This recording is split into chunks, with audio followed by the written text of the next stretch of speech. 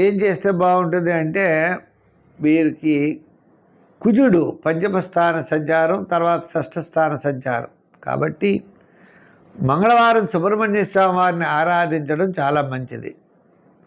వీరు అలాగనే సూర్య ఆరాధన విశేషమైన ఫలితం ఉంటుంది. అంటే గోధుమ పిండి తీసుకుని చిన్న చిన్న ఉండలు చేసి ప్రవహించే నదిలో వేయడం చాలా మంచి ఫలితాలు ఉంటాయి. లేదా రొట్టెలు తయారు చేసి ఆకలి కలిగిన వాళ్ళకి ఈ రొట్టెలు బన్నలు పంచిపెట్టడం. రోజు సూర్యుడు ఎదురుకుండా నిలబడి ఓం భాస్కరాయ నమః, ఓం సూర్యదేవాయ నమః మన ఇష్టం.